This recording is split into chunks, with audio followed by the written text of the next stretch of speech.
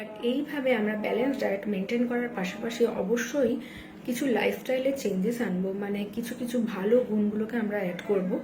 আর কিছু কিছু খাবারকে আমাদের টাটা করতে হবে। তার মধ্যে প্রথমেই পড়বো আমি, মানে যার কথা বলবো সেগুলো হচ্ছে প্রসেস ফুডের কথা। যেমন জ্যাম, জেলি, সস, যে কোনো প্রসেস যেটার মধ্যে high amount of sodium, potassium থাকছে, সেই ধরনের যে কোনো খাবার, ইভেন রেডি টু ইট যে প্রোডাক্টগুলো আছে সেগুলোকেও খানিকটা অ্যাভয়েড করলেই ভালো হয়, কারণ তার মধ্যে যে মশলাগুলো থাকছে সেগুলো খুব ক্ষতিকারকই থাকে।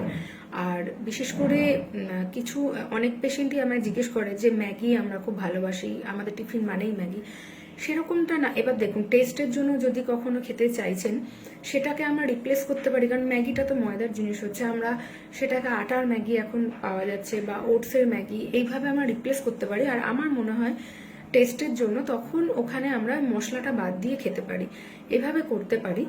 আর কিছু কিছু প্যাকেজড ফুড যেমন চিপস বা চানাচুর, নিমকি, ভুজিয়া কাঠি, এইসব যা আছে এগুলো সবই মানে বন্ধ করতে হবে।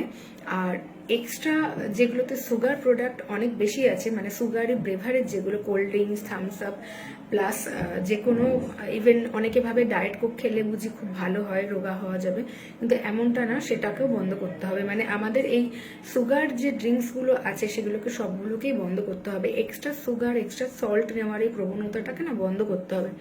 রান্নার মধ্যে যা থাকছে সেটাই থাকবে, এনাফ। আর তাছাড়া স্মোকিং, ড্রিঙ্কিং হ্যাবিট যদি কারোর থেকে থাকে তাহলে এগুলোকেও আমাদের বাদ দিতে হবে। যতটা সম্ভব সুস্থভাবে জীবনযাপন করা যায় সেগুলোকেই মাথায় রাখতে হবে।